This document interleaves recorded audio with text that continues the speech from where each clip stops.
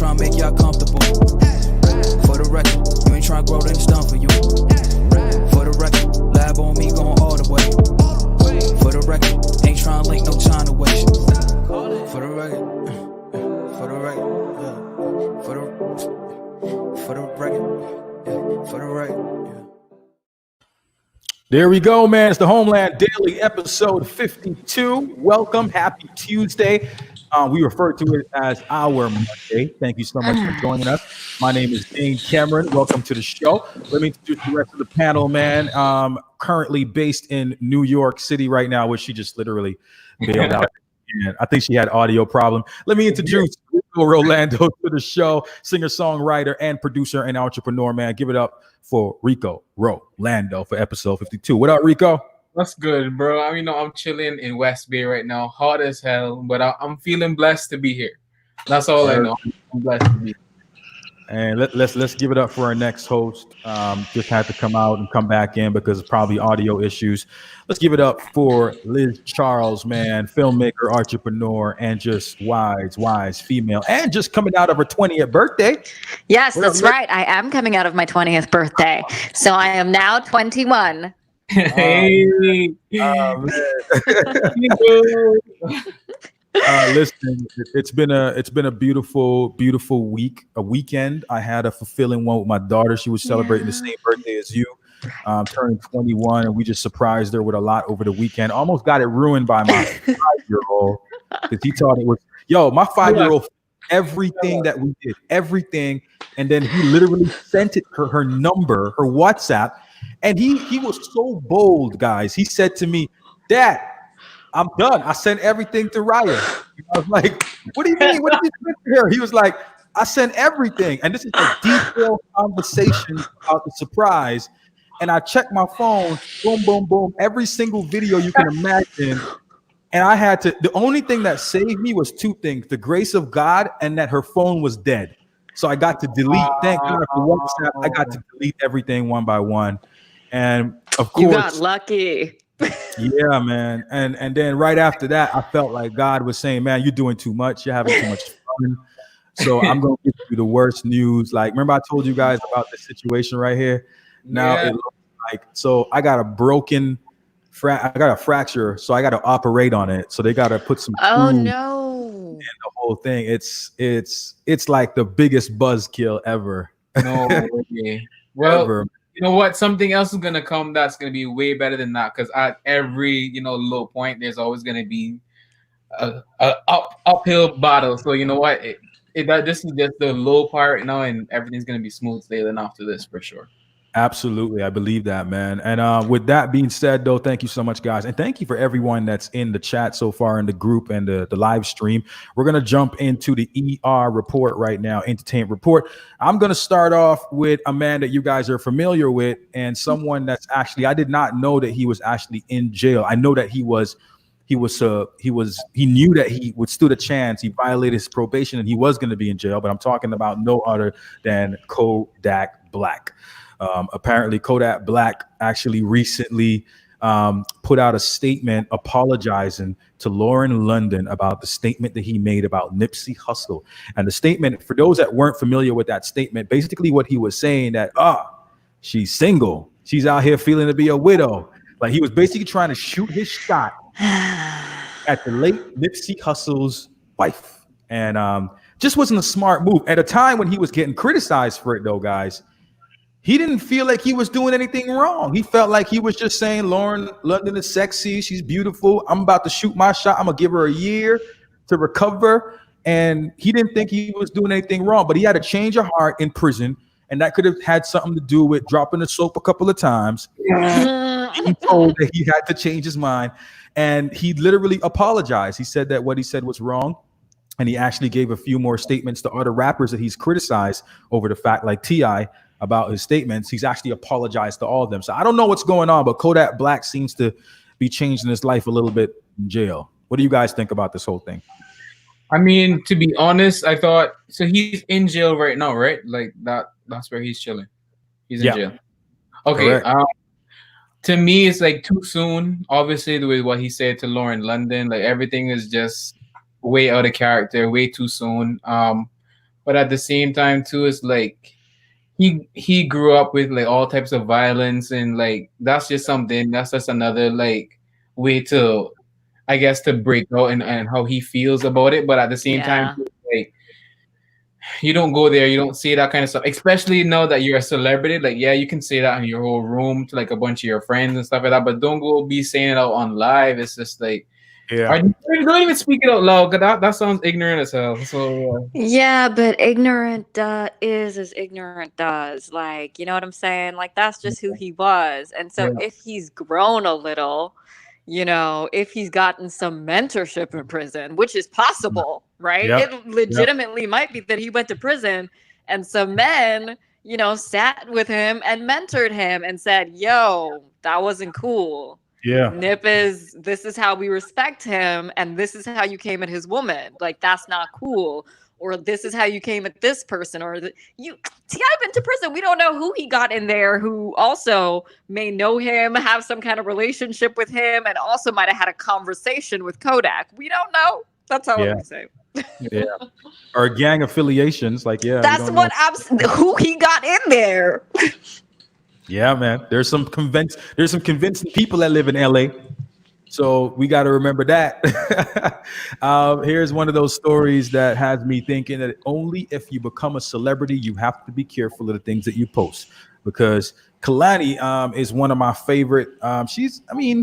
To a lot of people, she's still considered, what do you say, Rico, a C-list, a B-list artist? no, Kalani, she's A-list, bro. She's She's probably B. She's probably yeah, man. B. I think she's B right now. But this picture that I'm actually showing right here created a lot of buzz over the weekend. I mean, my take on it is that I've seen more aggressive pictures from our co-host Liz. So I don't think that Kalani did anything crazy. Like, I mean, come on, Liz. If you were famous, then you would be trending right now, because I've been on Liz Instagram, and when she's in Jamaica, the Beyonce comes out. I don't know why you had to bring me into the story. I'm just saying, be prepared that when you get famous, my page is private, Dade. What you doing? My page is private. It's not going to be private for long. You're going to be the talk. Hey, that's why I'm saving all the pictures, because there's going to come a point. You know what? So about Kalani and this photo, I mean, what is she showing? She's showing some stomach, and like, exactly. People do the most sometimes. They just do the most. They're making a big deal about it, but I'm gonna be very honest with you. I don't think anything is wrong. Like, they're literally turning this into something that we don't have to turn. It's sexy. And at the end of the day, I think she kept it safe. I think maybe it's, you know what it is? It's that, like, sometimes a person's energy, like, you don't see their skin often. Like, it's not really about what you're seeing in the skin. It's just about that person's, like, energy and that person's aura. And so maybe they don't even realize that what they're attracted to is her energy and not even necessarily her skin, but they don't even see it. Yeah. Well, Rico, what do you think, man? I mean, Kalani is hot as fuck. So I don't know. She's A-list to me, baby. You A-list to me. Yo, give it up for Rico Rolando, man. This is not, like, I don't want to put this as the last one, but it had me laughing like crazy, because I mean, I guess we can call it a miniature tornado. Guys, take a look at this video. This happened in South Sound. Let me know what you think about this, man. And I hope. Jesus. Told you I saw something. Yeah, I told you it's a mini tornado. It's stopping now, but oh, it's spinning. It's coming back down. yeah, that's why I'm not going any further outside of here. Because if we have to run back in the house, we're gonna shut the door quick. But look, the tree's down. Yeah. Yeah. How it's going? Tree's down. It's going now. Yeah, it's dissipating now. Yeah. But I can't leave this open because the mosquitoes are coming in. Go on then, pick up your barbecue. Yeah, I don't take change of shoes. Sienna. What the heck is that? So Liz is probably sitting there saying, "We had Godzilla in New York. We had an earthquake. We had COVID that killed like wiped out half of the USA." And K-Man has a barbecue grill that got turned over on the 4th of July.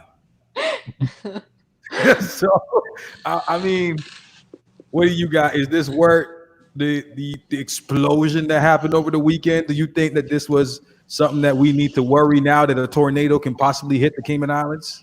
You know what? What we really got to worry about is these damn aliens. Oh my gosh. Okay, that is who we have to be worried about. The aliens will be here in July, August, September. You're right, Rico. You're right. You're right. I'm starting to see the light. It took me a while, but I'm seeing the light.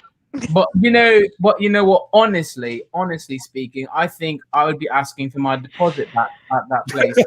I've just been seriously, it controlled my brain just now. A tornado in the Cayman Islands, really? I cannot. Disrespectful. Oh man. In all honesty, though, I can see their fear because it did knock over a tree. So, I mean, that's a serious concern. That's a very, very serious concern. But anyway, guys, that's such a weird year. Such a weird year. It's a very weird year. Now, this 2020 is that kid in the class who is in like an emo stage and is just like you sitting in the corner looking at them and you're just like, I don't, you just stay away from me. He might shoot up the school. I don't know. Whoa! We love emos. We love emos here. Everyone, we love emos. Trust me. I'm just saying, 2020 is that kid. Yeah. 2020 to me is more like Donald Trump saying, I am going to put Britney Spears as the vice president of the United States of America. Why are you trying to give him ideas? Don't say that. This is going to end up in a conspiracy video. He's going to see it, and then Britney's going to become vice president. Thanks, Dane. Yeah. Well, anyway, before we bring our guests in, I just want to say that let's just give Kanye West a round of applause for sticking to his word and saying that he is going to run for the president of the United States of America. Now, granted that this man is late, there's a lot of critical things that he has not taken into consideration. Like, for one, he hasn't put his hat in the race as of yet. He just announced it on Twitter. I mean, he's on the right track. Donald Trump does it a lot. But at the end of the day, I just don't think he's prepared yet. So I think the Homeland has a very vital message for Kanye West. We are so sorry, Yeezy, but this is just not going to work out at all. And I just don't. But people do think, no, listen to this. People do believe that if Kanye West was to actually get in and run for president of the United States, he has enough people behind him that he would actually stand a chance. And America would possibly vote him in. And I see that you guys are literally turned into statues. Do we even think he's actually really trying to run, or is this a publicity stunt? No. Is this a publicity stunt because he's releasing the new tracks that he has? Oh. Not even the shoes. He has some new music. He's God's Country and something else. He has some new tracks that he's about to release. And so part of me is like, I mean, Kanye knows business. I think, to be honest, the whole Christian thing, not that there's anything against Christianity, but he's preparing himself to be at another level of, all right, now I have to become a Christian so that I can get the Christian people to be behind me so I can become president. But at the end of the day, I think that this is all a thing to help Donald Trump win again. Another term.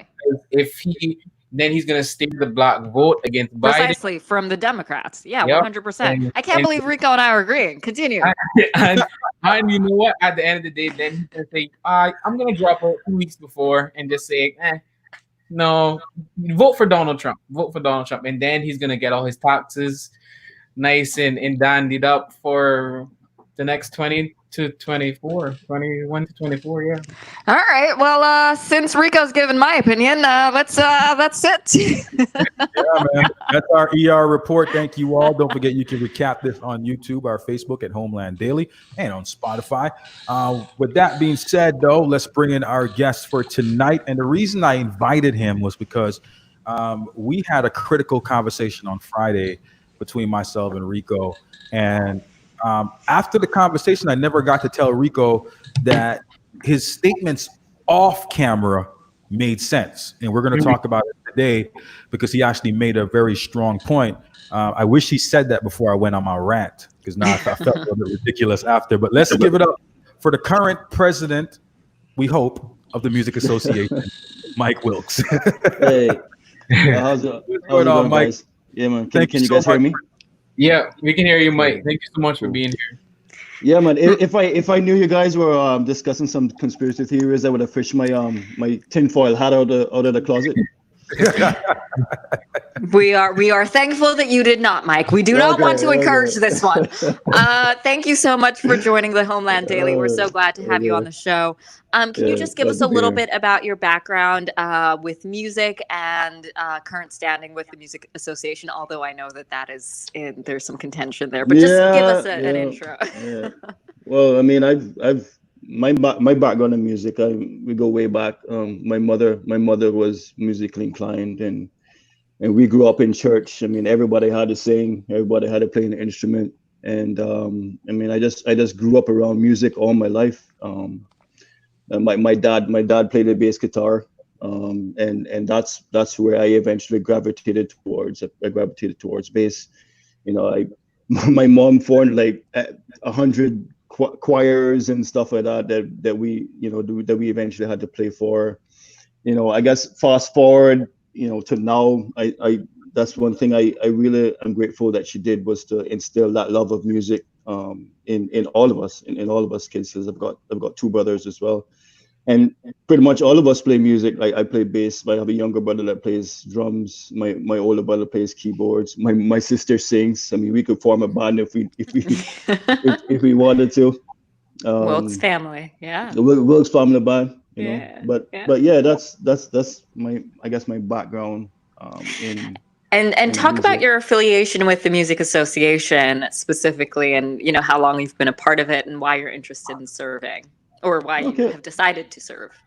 Oh, well, I mean, I guess I was one of those people who, for a long time, I sat on the outside and looked in, and you know, didn't really see the benefits of the Music Association, and you know, but I mean, I guess eventually, I mean, I mean, as I grew up and I saw the need, I guess, for music unity in CAYMAN. I mean, that's how I pretty much got into it.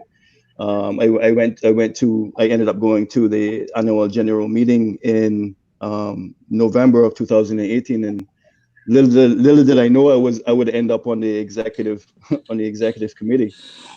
And much like, I mean, I guess much like everyone else who ended up being elected, we went in guns blazing. We were all excited about the future of music. We were all looking to work with the then president, Mr. Smith, because we all had ideas. We all thought we were going to work together, to push the music forward in CAYMAN. It didn't materialize. Long story short. I mean, and it was clear almost from the beginning that if you didn't fall in line with what his agendas, then he had no place for you. And it turned out that this time around it was like five of us. It was like five of us who stood together and said, look, what you're doing isn't right. And again, it was a whole bunch of, us wanting to hold him accountable for things he was doing and wasn't doing. Fast forward to March 2019, we were supposed to have an AGM. That didn't happen, and it was a whole. Eventually, what happened was he decided he was going to sideline us. So we were in the background for the longest time, just kind of, as long as he didn't shoot himself in the foot. I mean, and apparently that's what happens year after year. Like, he frustrates people to the point where they're like, okay, I've got a day job, I've got kids, I can't deal with the stress, right? But we were like, okay, well, we're not going anywhere. It's 5 of us. I mean, we're actually the majority, but we're just gonna sit back and just, I mean, as long as he doesn't do anything crazy, like, we'll just be right here. And then something happened in November that year that called the integrity of the music, of the executive committee into question. And so we were like, wait a minute, guys. We've actually been sitting on the sideline this whole time. Like, we've had nothing to do with the decisions that were being made. And that's the only time that people knew that there was actually a rift inside the music association, right? And so what we did was, because every year there's supposed to be an annual general meeting. What we did was hold up the Constitution, right? Because it was way past the year that we had an annual general meeting. So we met as an exec, set the date for an AGM, and we proceeded with an AGM. And the fact that a quorum of members showed up to that annual general meeting meant that they were interested in new leadership, and we took that on and ran with that. But it's like, the ROC, they're not seeing it the way that we see it, it's all about information and the lack thereof, because we have a constitution, right? And people who don't understand the Constitution and how it works thinks that he's in the right, that certain people are in the right. But right now, that's neither here nor there. I was actually on CAYMAN Mar Road this morning. I had a load of stuff to get off my chest. I got it off my chest. I feel like a weight's been lifted, and I guess what we need to do now is, for the interest of music and music future, is we all need to come together the way that we should have been doing a long time ago. Yep, and discuss the way forward for music. That's what we're all about. That's what we've always been about. It was never about any individual. It was never about any personal attacks on anyone. It was about, what are we doing to further music? And it was evident that we weren't doing what we were supposed to do, and when we questioned that, we were exiled, And Mike, speaking of being on the sidelines and stuff like that, I for one have been on the sidelines and just watching the whole cases go back and forth with each general meeting, other members as well. And my question would be is, I know that you were on the show a few months back. Has there been any update since then in terms of the presidency and stuff like that? Because again, we're all still very confused. There was a I think it was CAYMAN Times or someone that basically they put out a newsletter saying that Notch, the president of Piano Music Association, is thinking about asking the government to postpone some work permits regarding music. And I know that that's still in the air, that he's still the president. Has there been any updates since then, or is there still a whole pile of confusion?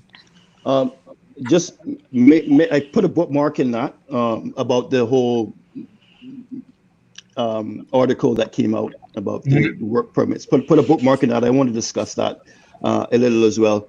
But constitutionally, based on our constitution, the Music Association Constitution, a new executive committee exists.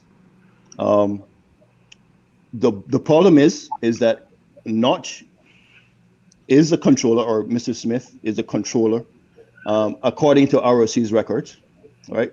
And they have never seen a situation where a nonprofit organization has elected a new exec and discarded the old one through prejudice. If you understand what I'm getting at, every other association has had an amicable transition from executive committee to executive committee. So they have never seen this situation before, right? And the only thing I can equate it to is a child playing in a sandbox, and a public sandbox, and he doesn't want any other children near the sandbox, right? So he believes that sandbox belongs to him, and nobody else is allowed to play in it. That's all I can. So, we're in the process of writing a letter, right, highlighting all of the issues and all of the breaches of the Constitution that has taken place over the past year, or even the past 2 years. Because I'll give you an example.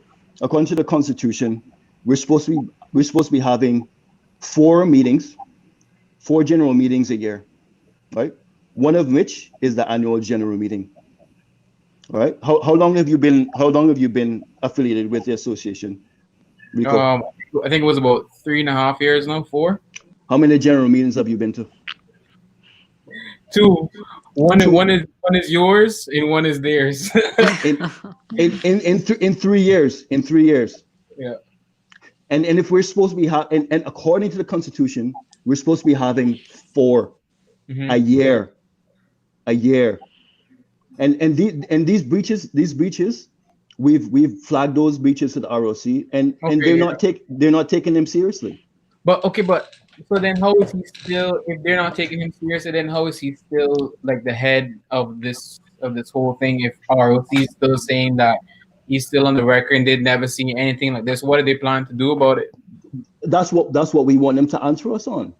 Okay. That's what we want, and that is the basis of our complaint letter to them. Like, why haven't you recognized us as the legitimate executive committee, the constitutionally elected executive committee?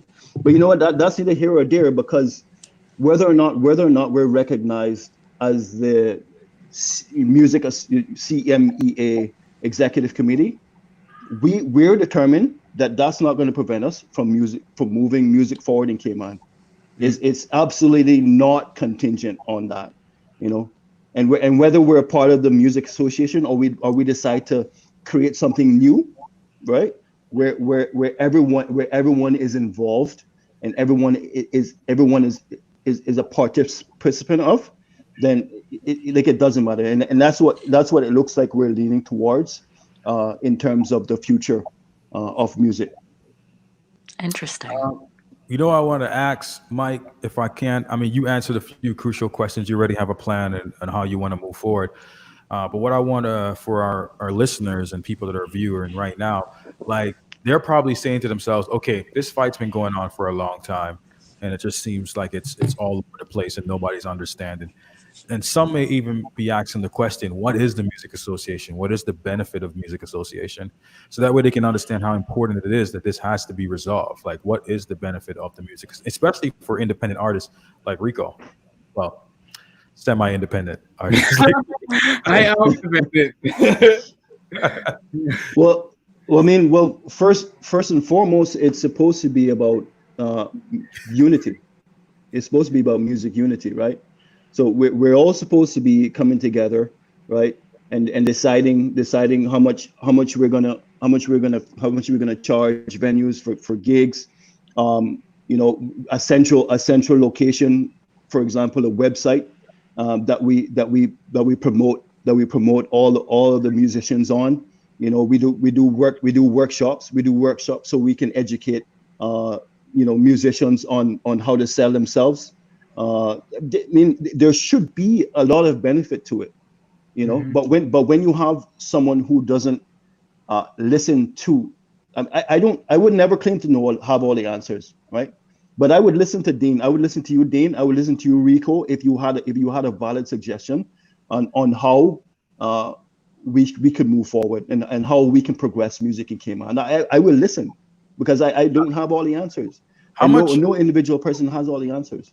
How long is the Music Association has been around for a long time? Yeah. Very long time. Minutes ago, like, I've learned something from what you said. How many workshops have you guys actually have? Again, you kind of need to watch it with you guys and all that stuff, because if it was up, like I said, if it was a participatory association, a lot of the things that are missing, a lot of the stuff that should have taken place, should have happened, they would have happened if it was a participatory association. Agreed. So I can't answer that question because it just, who knows how many people over the years have suggested that stuff, right? But because there's a set agenda, right? There's a set. All right, this is what we're doing. We do music, or we doing this, we doing that, and I don't want to hear from nobody else. Nobody else has an input whatsoever. And if you have an opinion, then take it somewhere else. You know what I mean?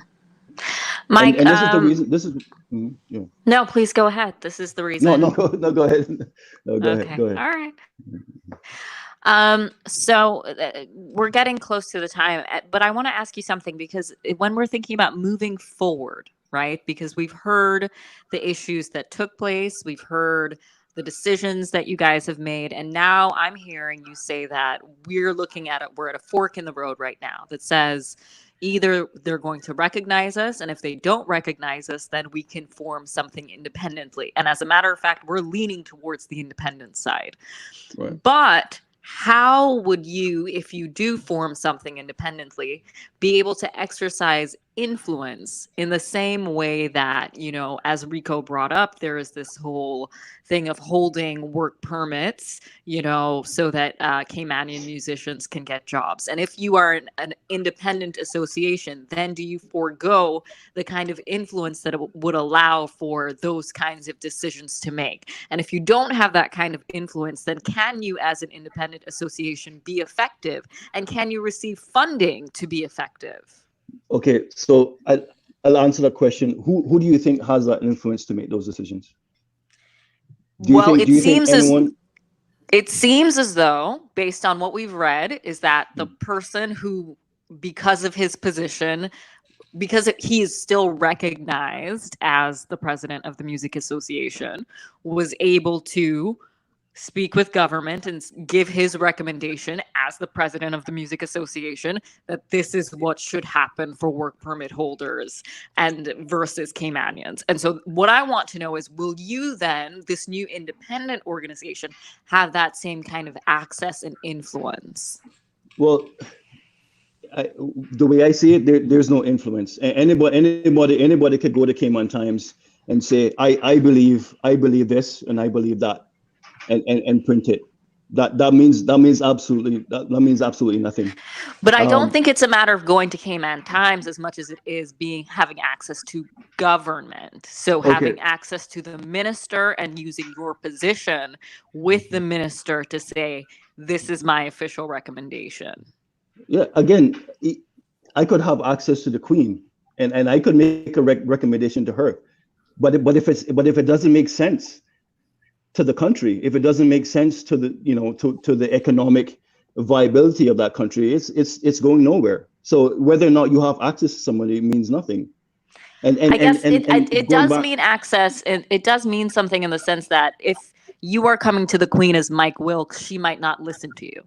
But if you're coming to the Queen as as Lord Mike Wilkes, Duke of such and such, then she may say, all right, let me take this into consideration and use the resources available to me if it makes sense to me.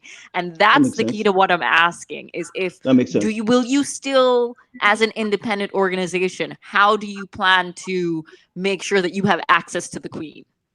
Okay, so again, I understand what you're saying, but I'll just make a statement. The Minister of Culture has nothing to do with whether or not work permits exist or they don't. And if that's the only person he has access to, again, it doesn't mean anything, because the Minister of Culture, they can't decide who gets a work permit and who doesn't, if you understand what I'm saying. And it goes back to one point I'd like to make, that it goes back to him beating his chest about, oh yes, I was the one who was instrumental in getting stipends for the musicians.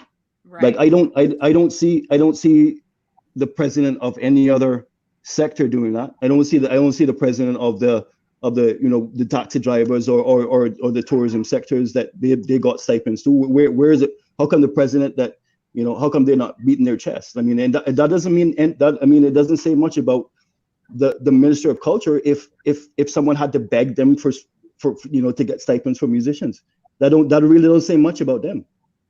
Okay, so I guess my question is, how are you planning to exercise influence? Is this how are you planning to exercise influence if you are an independent? How, if what we're saying is what he's doing is ineffective, throw it to the side, fine. How will you mobilize and exercise influence as an independent association? What's the plan there? Is there a plan as yet, or is it a work in progress, which is fine? Yeah. It's a work in progress, but it takes unity. It takes collective. It takes a collective. And if there are 100 musicians out there, and 80 of them, right, says we believe in Michael Wilkes, we believe that he can help push the music forward in Cayman, then that to me goes a long way. I agree with you. So in other words, the plan is that you need, right, you need to show some leverage, which means you're going to need some considerable evidence of support from the musicians in the island in order for you to be able to show that and prove that you have some leverage to get that kind of access. All right, cool. And we have that. And the problem is that over the years, it's almost like as long as certain people aren't involved, there's going to be progress. Because we know that a lot of people have said, you know what, if certain people weren't involved, I would support you guys. I would get involved. I would help out. You understand? So once we create something new that certain people aren't involved, I mean, it's everything's going to come together. I guarantee it. I guarantee it. Beautiful. Well, what are your thoughts on? Because obviously with the same article that I'm talking about, what are your thoughts on him saying that it should only be right now Caymanians that are working in the music industry in Cayman? So that's actually a really I don't understand why the Caymanian Times would even publish that article, right? So what we have to do is we have to accept that the Cayman that we live in today is not the same Cayman we lived in 20 years ago, right? No. As in back then, of course, reggae was a go-to, soca was a go-to, calypso was a go-to, because most of the people that lived here, that's what they wanted to hear. But we must accept that now we live in a multicultural society, all right? And so even myself, I like my reggae and I like my soca and stuff like that, but I don't want to hear it. I don't want to hear it all the time. I don't necessarily want to hear it all the time when I go out. I want to hear some jazz. I like Coldplay. I like John Mayer. I like Travis. I like, you know what I mean? So I want to hear that when I go out there sometimes. So guess, and a lot of people who now call Cayman their homes have the same mindset. When I go out to it depends where I go. If I go to a restaurant, I maybe I want to hear some alternative music, you know, and there's probably a place I want to go and play reggae. So I say that to say this, right? What we haven't done as an association is prepared our young musicians to actually be able to play that type of music. Yeah, because they're young. Rico, I guarantee you, Rico. And that's another point I want to make. I guarantee Rico, because you don't necessarily play reggae and soca and calypso, but I bet you don't have a problem getting a gig anywhere. I bet you don't have a problem getting a gig anywhere. And the problem that he has that you guys discussed before, and I see now that all of us are talking about this on the round table, because we're reaching that time that we kind of have to wind the show down. Sure. Is one of the crucial things, and now I get it now that you and Rico are collabing. on this information because Rico presented to me the same information, and I literally went on a Kanye West rant about it, similar to what you were discussing, but off the show behind the screens. Rico talked about something else, and I'd rather not put that information out there because that's confidential unless Rico releases it. But the thing was, I'll say it. I mean, to me personally, it was the fact that Canada is now saying that, or the U.S. is now saying to all international students, we gotta go home. If not, I don't know what's gonna happen. Canada is also now saying the same thing. But the fact is that we know a lot of musicians in Cayman that are not Caymanians that are making hell of a lot of money. Just doing the numbers were astounding to me. And me and you might know some of the numbers that are coming through that they're making thousands of dollars a month, while the Caymanian who may not have. But I told you why. I told you why. They're catering to a market, right? They're catering to a specific market that we haven't prepared our young musicians to capture.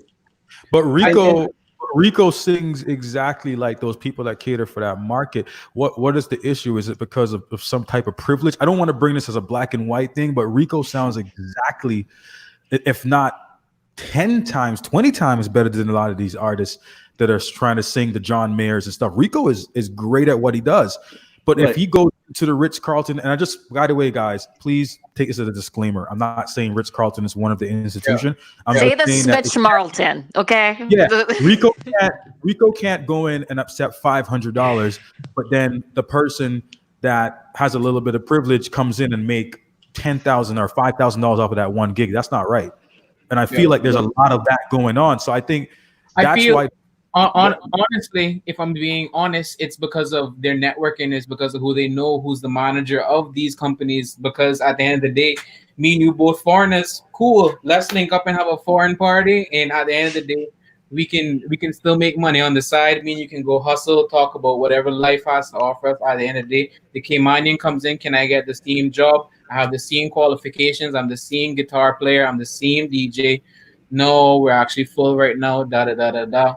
To me, what he's saying, if I'm being honest, the Caymanians should be coming first, just like Canada.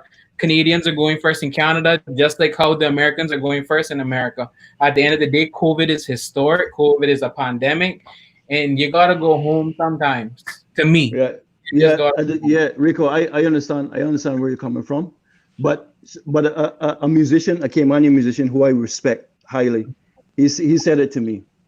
You got to have a product, and you have to develop your product. There are a lot of Caymanian musicians, right? But their product isn't up to scratch, and that's where we have failed as a music association, is that we haven't made sure that they have access to rehearsal rooms, they have access to whatever they need to improve their product. And that is key. That is absolutely key. Mike, listen, man, we need to have a longer conversation. I think that you said some brilliant things. Rico said some brilliant things. Liz asked some really tough questions. I hope that you were. I hope you really you got a lot out of it. I was shaking in my slippers.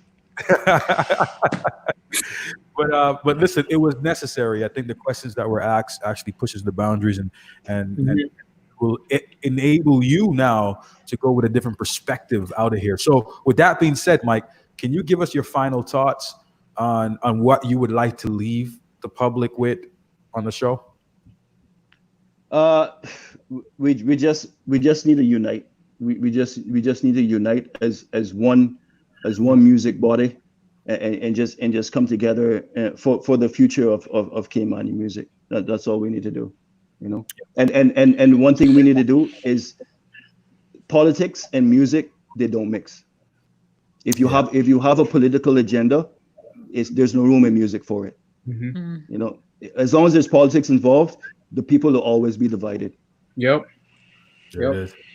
What about you? Let's get rid of politics and unite. Thanks, Mike. Liz, let's hear from you. My last thought. I do think that there is power in thinking strategically and in thinking about what one needs to harness power. And in Mike's case, you know, he was speaking about unification, people uniting. And if you want to have your voice heard as a music body, I'm not a musician, but it makes sense to me that it would behoove you to come together in a democratic manner and show what your numbers and what your power can do collectively. Absolutely. Well Agree. said. Rico, what about you? Well said. Well said. I mean, to me, it's just we all are trying to be, and I've said this to Mike, I've said this to Notch, is everyone's just trying to be a chief, not necessarily everyone's not trying to be a warrior with the team. I think if we can come collectively, like what Mike said, and get the music association just together as one, whether that be, you know, we have to speak it all over again and just come collectively together and figure out the whole meeting, the whole agenda. But again, like what he said, politics can't be involved. There can't be hierarchy involved. There just has to be, again, music is just about vibe. We just create something off of vibe, whoever how we're feeling. But it's not looking that way in the CAYMAN Music Association right now as we speak. I'm just seeing a lot of division, and I think again, what Mike said, if we can come together and just sort it out, again, the Caymanian will be the one that you see playing at the bars. The Caymanian is the one that you see that will be headlining the shows. So I'm just all for the culture, anything to do to grow the culture and just prepare for what's going to be coming up next for us. So yeah. Amen, man. From biblical terms, like I've always approached things that way because I'm a Christian first. But one of the things I've always taught my kids, because they come to me all the time, because my son used to be the captain of his basketball team. I remember he came to me and said, "Man, Dad, I'm at this level and nobody's listening to me. Like I'm the one that's better on the team. I'm killing it, but nobody's listening to me." And I said, "Son, you sound like you're sitting on top of the mountain." And he did a really good smile when I said that. I said, "You got to understand though, if you're on top of a mountain looking down at the people that you're leading, you're not a leader, you're a hiker. So you have to get down and be amongst the people that you are leading." And that's very important. I think what we need to practice here is exactly what Rico and Liz said. We have to figure out how to resolve this. And unity is important to resolve it. Like you have to come around people, you have to talk to people, and you have to find a way to resolve it. I hate when people come and complain and complain and complain. Where's the resolution? How do we fix it? Because Mike, you did some crucial things tonight. Some crucial things. A place to practice. Workshops. How do we work together? How do we stop the price and control situation that's going on between two different parties? There are greater missions to fight, and we're not going to fight it if we're continuing to say who's the president, who's this, who's that, who do I go and talk to? That person is not listening. Let's make them listen, and there's a way to do that, and that's just expressing unity and love. So thank you so much, guys. Thank you so much, Mike, for giving us your most important asset, and that's your time. Respect it, and we have so much love for you, man. So keep doing what you're doing. All right. All right, guys. Mike, he is the president, current president as it stands in the Constitution of the Music Association. And we are Homeland Daily, episode 52. I know Liz is kicking us in our ass right now. No, actually, I want to say something really quickly before we go, just because this was a big part of our conversation. And I think like it's in me and I feel like I need to say it. And that is, I think we're on a slippery slope globally as we have, and this is a larger conversation that we can have at another time, but as we navigate the scale between globalization and nationalism. And I think we need to be really careful about that, because just because Trump in the US currently is preaching a nationalistic agenda, and just because, you know, other countries are doing so at the time during COVID, it doesn't mean it's the right thing to do. Kicking students out of school is not necessarily the right thing to do. And so I just really want us to be very careful when we're talking about these issues, even if our intent is that, yes, we want to make sure that Caymanians are taken care of, that like we're also the kinds of people who, like the Bible says, you open your door to strangers, you open your door to those in needs, because we have reaped so many more benefits as a world from globalization than we have from nationalism. There's so many wars birthed of nationalism. And so I just want to be careful. I'm not saying that we should be in one extreme, but I also don't feel like we should be in the other extreme either. That's all. Yeah, for sure. Well said, man. With that being said, wise words to end the show out with. And we'll see you again tomorrow for episode 53 of the Homeland Daily. We love you. God loves you, man. Have a good night and stay safe out there. All right. We are the Homeland Daily.